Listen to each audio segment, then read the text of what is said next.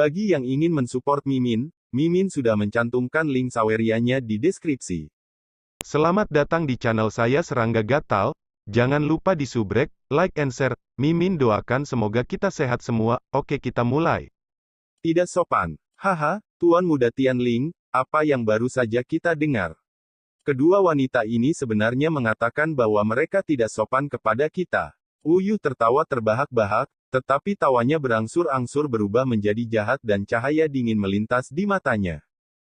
Tianling mendengus dan berkata, jika kalian berdua mau ikut dengan kami, maka kami pasti tidak akan mempersulit kalian.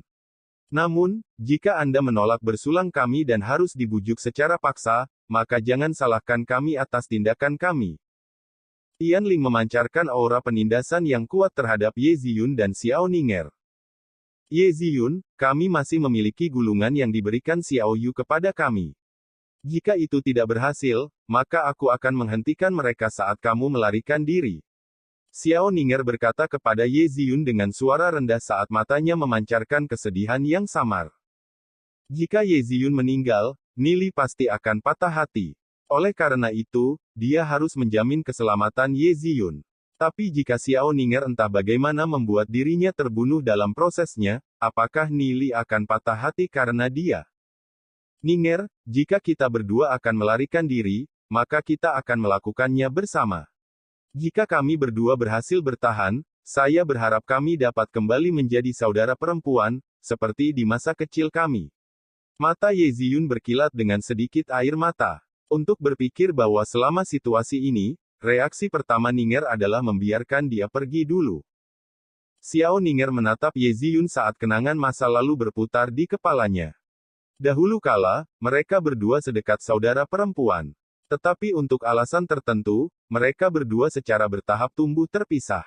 Ketika dia mendengar kata-kata Ye Ziyun, hati Xiao Ning'er sakit dan dia tetap diam.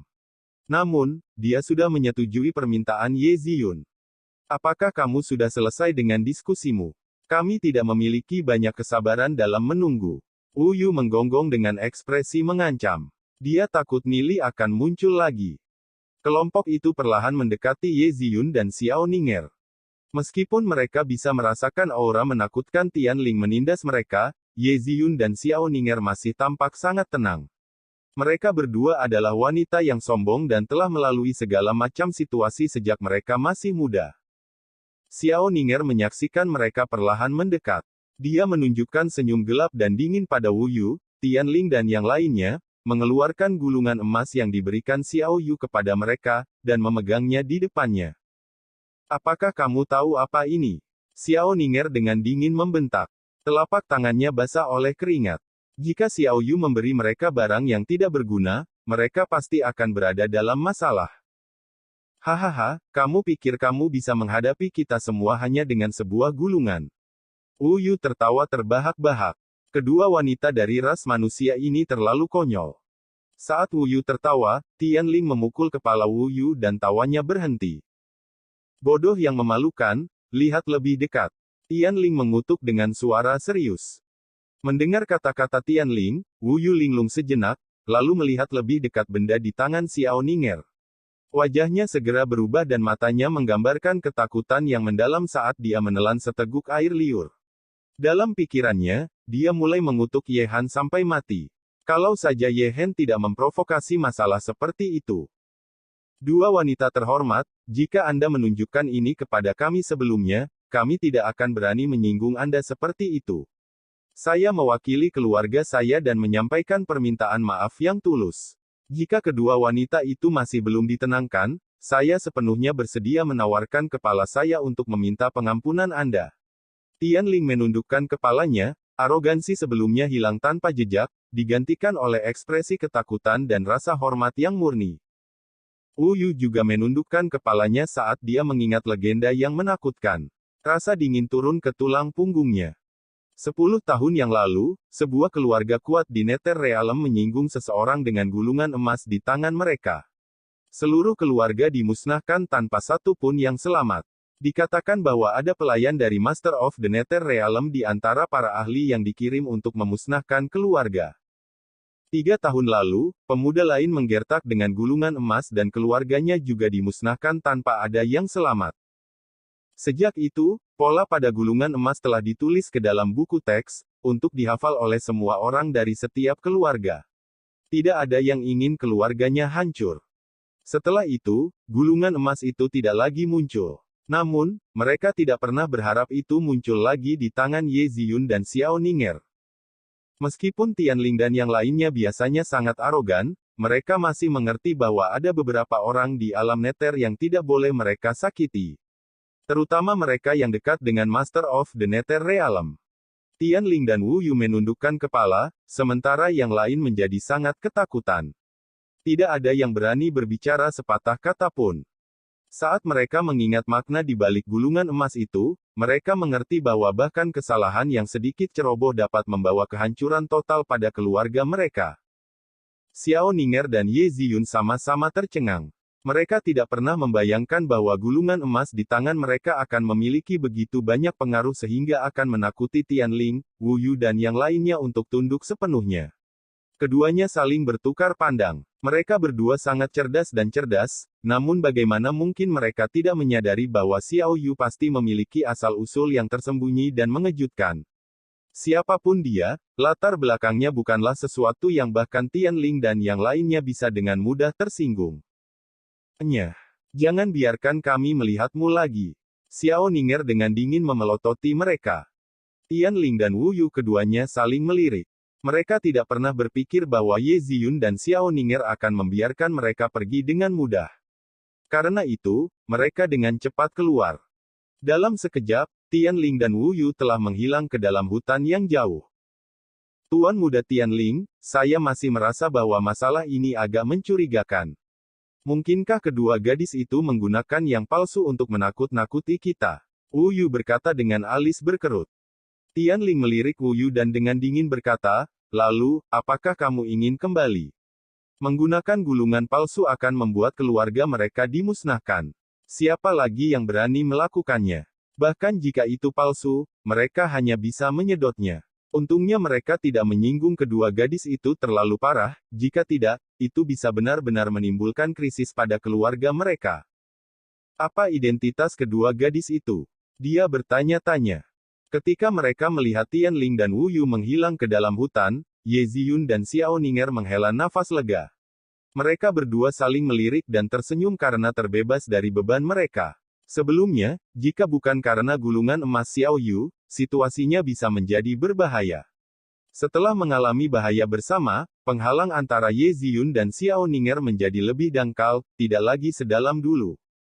Mereka berdua tidak bisa membantu melihat ke arah makam saat mereka bertanya-tanya bagaimana keadaan Nili dan Xiao Yu saat ini. Di dalam makam, Nili dan Xiao Yu duduk di pantai, mengobrol. Seluruh tubuh mereka masih basah kuyup. Nili melepas pakaiannya dengan cepat saat ia memakai set baru. Kamu tidak berubah? Nili bertanya pada Xiao Yu dengan rasa ingin tahu. Sementara Nili mengganti pakaiannya, Xiao Yu memalingkan wajahnya. Dia menjawab Nili dengan punggung ke arahnya sebagai uap putih naik dari tubuhnya, pakaiannya cepat kering, saya tidak perlu berubah untuk saat ini. Orang ini benar-benar aneh. Dia biasanya sangat misofobia, tapi sekarang dia tidak mau mengganti pakaian kotornya. Mungkinkah dia tidak memiliki pakaian cadangan lagi di cincin interspatialnya? Namun, Nili tidak bisa diganggu oleh hal-hal kecil seperti itu. Xiao Yu ingat betapa mudahnya Nili berhasil memecahkan pola prasasti di pintu makam kuno. Pemahaman Nili tentang pola prasasti seharusnya mencapai tingkat yang menakjubkan. Saya mendengar bahwa Master of the Nether Realm saat ini sedang merekrut murid, terutama generasi muda yang berbakat. Jika mereka sangat luar biasa, mereka bahkan dapat dikirim ke tempat yang disebut Sekte Bulu Ilahi untuk berkultivasi. Aku ingin tahu apakah saudara Nili tertarik. Xiao Yu berkata sambil tersenyum ringan. Sekte Bulu Ilahi. Mendengar kata-kata Xiao Yu, cahaya pengakuan tiba-tiba melintas di mata Nili. Itu adalah lokasi yang kuat di dunia reruntuhan drakonik. Memang, orang-orang di dunia ini sudah tahu bagaimana mencapai dunia reruntuhan drakonik dan telah membuat hubungan dengan orang-orang di sisi itu. Bahkan di dalam dunia reruntuhan drakonik, Sekte Bulu Ilahi dianggap sebagai sekte yang sangat kuat. Nili tenggelam lebih dalam ke dalam ingatannya. Omong-omong, dia sendiri telah sedikit terlibat dengan Master of Divine Feathers Sect. Dia sejenak bertanya-tanya apa situasi saat ini di Sekte Bulu Ilahi. Di benua ilahi, peringkat legenda dan demigod sudah bisa dianggap sebagai eksistensi yang kuat. Namun, dalam domain itu, para ahli selanjutnya dibagi menjadi 5 bidang. Takdir surgawi, bintang surgawi, sumbu surgawi, daun naga, dan leluhur bela diri. Setiap ranah juga dibagi menjadi ranah yang lebih kecil. Dewa spiritual dari alam neter setara dengan peringkat 1 nasib, 2 nasib, atau bahkan 3 nasib takdir surgawi di dunia itu. Saudara Nili tahu Sekte Bulu Ilahi. Melihat reaksi aneh Nili, alis Xiaoyu sedikit berkedut. Bukan saya. Aha, tempat seperti apa Sekte Bulu Ilahi itu? Sekarang dia tahu Master of the Nether Realm bisa menghubungi Sekte Divine Feathers. Nili sangat terkejut. Melihat Nili, Xiaoyu menghela nafas lega di hatinya. Akan aneh jika nilai tahu tentang keberadaan Sekte Bulu Ilahi, karena itu adalah sekte kuat yang dimiliki oleh dunia yang sama sekali berbeda. Xiaoyu menghela nafas, terlepas dari tempat seperti apa Sekte Bulu Ilahi itu, kamu hanya perlu tahu bahwa itu ada dan itu adalah tempat yang menakjubkan. Bahkan ahli peringkat dewa spiritual hanya dianggap biasa di sekte sebesar dan sekuat itu. Oh, kalau begitu aku benar-benar harus melihatnya. Nili berpura-pura sangat tertarik. Jika dia berhasil menjadi murid dari Master Dunia Nether, dia mungkin bisa memasuki Sekte Bulu Ilahi dari dunia reruntuhan drakonik. Itu tentu akan menjadi akses yang cepat dan mudah.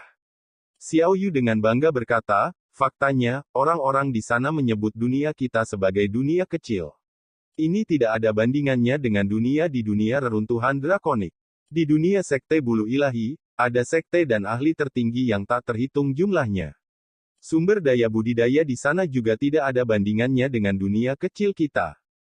Hati Nili bergetar sedikit. Tampaknya Xiaoyu pernah ke dunia reruntuhan drakonik sebelumnya.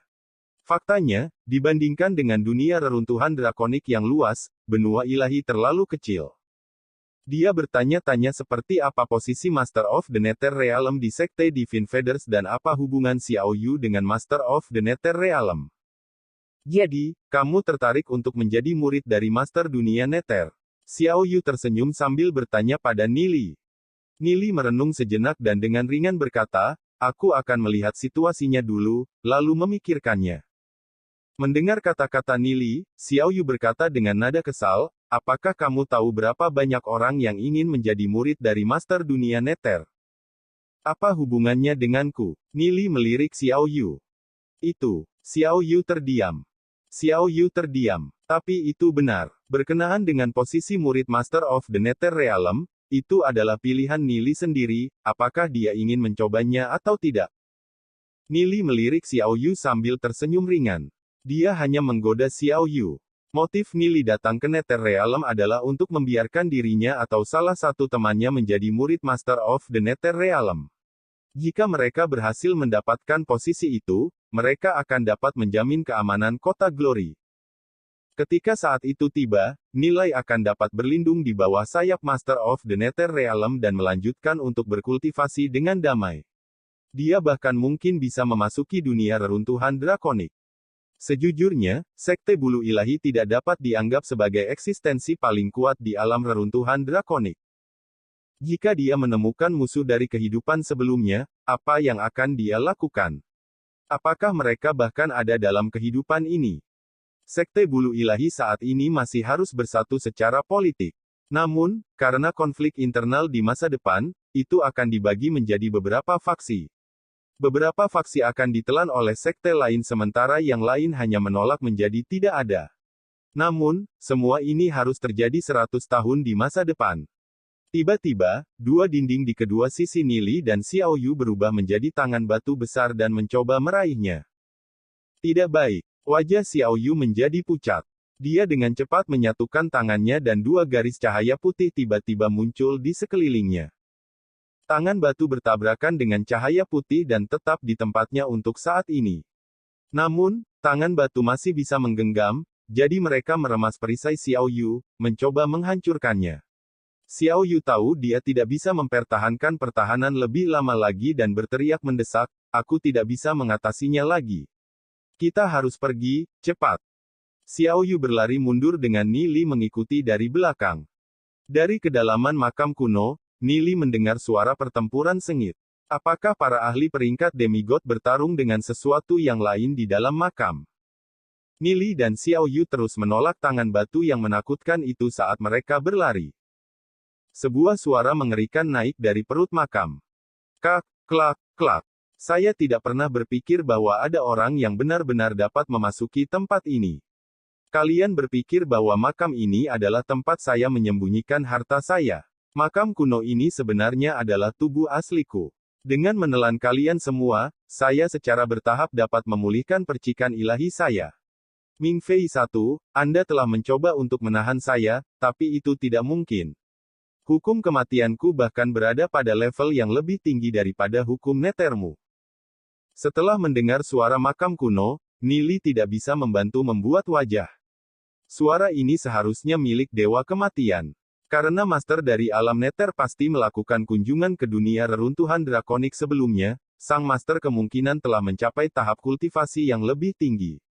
Sementara itu, Dewa Kematian masih bersembunyi di sini, dan terjebak pada pertanyaan tentang hukum siapa yang lebih kuat.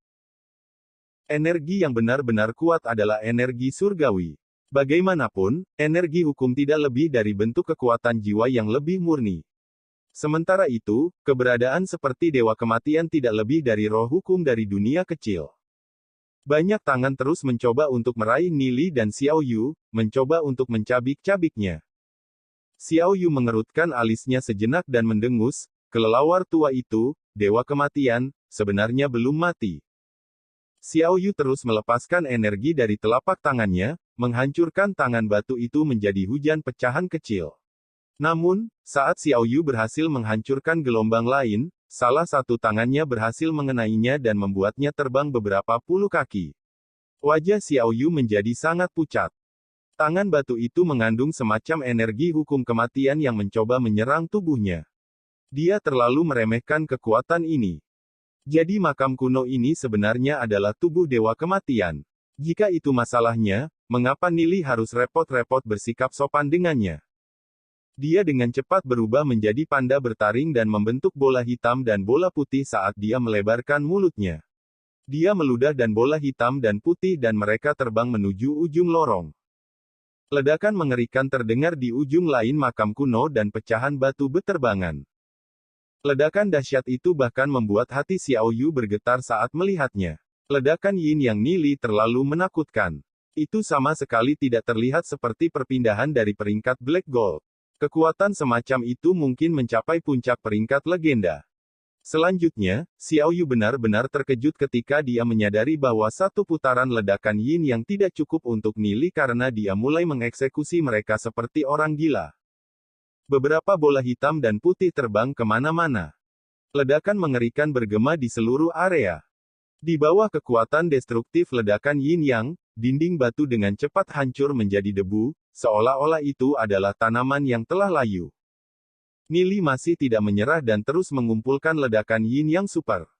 Energi hukum di ranah jiwanya langsung tersedot kering. Di bawah ledakan-ledakan Yin Yang super ini, dinding hancur. Nili dan Xiao Yu melangkah melalui celah di dinding. Di area yang sangat luas, ahli peringkat demigod dari setiap ras muncul satu demi satu di bidang pandang Nili. Masing-masing terikat erat oleh tali seperti arteri yang menyerap energi dari tubuh mereka dalam bentuk pulsa, mengirimkan energi yang mengalir menuju reservoir yang jauh. Para ahli peringkat demigod semuanya tampak layu sampai-sampai membuka mata mereka adalah tugas yang sulit, belum lagi tidak mampu berjuang bebas. Di tengah ruang yang luas itu ada jantung hitam raksasa, berdebar tanpa henti. Hahaha, lebih banyak orang datang untuk mati. Kalau begitu, aku akan membantu diriku sendiri. Beberapa bundel tali menuju Nili dan Xiao Yu dan aura kematian yang mengerikan mengunci mereka.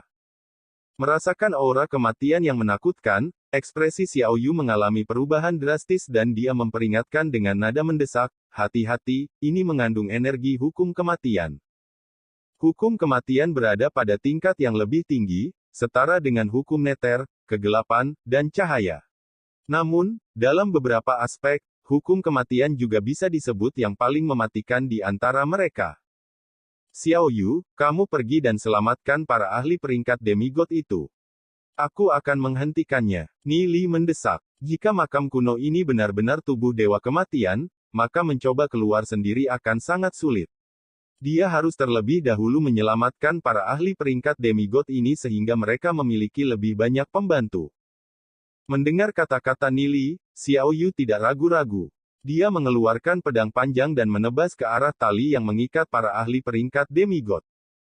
Hahaha, dengan hanya kalian berdua, kamu berniat untuk memutuskan tali asalku yang dibuat melalui hukum kematianku. Tepat saat suara itu mendarat di telinga mereka, pedang panjang di tangan Xiao Yu bersentuhan dengan tali dan memotongnya. Para ahli peringkat demigod dibebaskan dari penangkaran satu demi satu. Itu tidak mungkin. Bagaimana Anda bisa memotongnya? Nada bicara Dewa Kematian mengandung keheranan yang tak terbatas. Bilah tajam di tangan Xiao Yu bukanlah senjata biasa. Itu seharusnya item dari dunia reruntuhan drakonik. Tapi pedang yang mengandung energi surgawi, bukankah itu tak terkalahkan? Aura kematian bergulir ke arah Xiao Yu saat Dewa Kematian mencoba menghentikannya. Namun, Nili menempatkan dirinya di antara aura kematian dan Xiao Yu. Merasakan hukum kematian bergerak ke arahnya, Nili mengeluarkan geraman serius saat hukum kegelapan dan cahaya berkumpul di tangannya, menghentikan kemajuan aura kematian. Dua energi hukum terbentuk menjadi perisai yang sempurna dan menyelimuti Nili. Hukum kegelapan dan cahaya terus-menerus bertabrakan dengan hukum kematian yang telah meresap ke udara. Suara ledakan dilepaskan. Apa yang sedang terjadi? Nada suara Dewa Kematian bergetar, hukum kegelapan dan cahaya. Dua energi hukum yang berlawanan benar-benar muncul di dalam tubuh satu orang. Sejauh yang Dewa Kematian tahu, itu tidak mungkin. Orang ini telah jauh melampaui pengetahuannya. Namun, kamu belum mencapai peringkat demigod. Kamu masih terlalu dini untuk menghadapiku. Dewa Kematian dengan dingin menggeram saat dia mengerahkan energi hukum yang lebih kuat untuk membombardir Nili. Saya ingin melihat bagaimana Anda bisa menangani dua energi hukum sekaligus. Nili liar mendorong hukum cahaya dan kegelapan ke depan, tapi nyaris berhasil menahan hukum kematian. Bagaimanapun, Dewa Kematian bisa memobilisasi lebih banyak energi hukum daripada yang bisa dilakukan selusin Nili bersama-sama. Aura kematian membanjiri Nili dan mulai dengan cepat merusak tubuhnya. Aura kematian bahkan telah menembus ranah jiwanya. Nili mengerutkan alisnya saat dia merasakan rasa sakit yang luar biasa merobek pikirannya. Rasa sakit seperti ini bukanlah sesuatu yang bisa dibayangkan oleh orang biasa. Namun, pada saat itu, Nili masih mampu mempertahankan kesadaran yang jernih. Dengan paksa menahan hukum kematian, Nili terus memanipulasi hukum kegelapan dan cahaya untuk menghancurkan hukum kematian di dalam tubuhnya. Kotoran. Ada terlalu banyak hukum kematian. Nili tiba-tiba merasakan pohon anggur di dalam tubuhnya tumbuh dan dengan cepat menyerap hukum kematian. Merasakan perubahan, Nili mengubah pikirannya dan memutuskan untuk mengizinkan hukum kematian ke alam jiwanya, membiarkan pohon anggur menyerapnya. Hukum kematian yang seperti gelombang itu terus diserap oleh pokok anggur, seperti pusaran tanpa dasar. Apa yang sedang terjadi? Suara dalam kehampaan itu, sekali lagi, dipenuhi dengan keheranan. Hukum kematiannya benar-benar diserap. Ini belum pernah terjadi sebelumnya. Untuk satu orang memiliki kedua hukum kegelapan dan cahaya sudah luar biasa. Selain itu, orang ini telah berhasil menyerap hukum kematiannya. Fakta-fakta ini membuat ketakutan di hati Dewa Kematian. Dewa spiritual seharusnya tak tertandingi dalam kendali energi hukum masing-masing. Energi hukum dengan aspek yang mirip dengan mereka sendiri sepenuhnya berada di bawah yurisdiksi mereka. Tapi sekarang, Nili benar-benar dengan paksa mencabut hukum kematiannya darinya. Setelah menyerap hukum kematian, pemahaman Nili terhadap energi hukum mencapai tingkat yang lebih tinggi. Jejak pemahaman melintas di kepalanya. Tiba-tiba, rasa sakit yang hebat menyebar ke seluruh tubuhnya dan Nili melolong kesakitan saat punggungnya terasa seperti sedang terkoyak. Sayap putih muncul dari tulang belikat kanan. Segera setelah itu, sayap hitam muncul dari sisi lain. Satu sayap hitam dan satu sayap putih. Satu sisi semurni salju segar. Yang lainnya gelap gulita, semurni yang lain tanpa sedikit pun warna. Pasangan itu setidaknya memiliki panjang 3 atau 4 meter. Hukum cahaya dan kegelapan terus-menerus berputar di sekitar tubuh Nili. Energi yang kuat menyebar ke seluruh daerah sekitarnya dengan Nili di tengah. Nili sendiri tidak pernah membayangkan bahwa sebelum dia bisa mengolah energi surgawi, dia akan terlebih dahulu memahami pemahaman mendalam tentang energi hukum. Dua jenis energi hukum melonjak hebat di dalam tubuhnya ke tingkat yang menakutkan, sampai-sampai mereka tidak bisa lagi ditahan di dalam bingkainya dan terus-menerus bocor. Nili tiba-tiba membuka matanya dan cahaya ilahi berkembang. Sekian dulu update-annya, tunggu lanjutannya di channel saya Serangga Gatal, di subscribe ya guys. Terima kasih.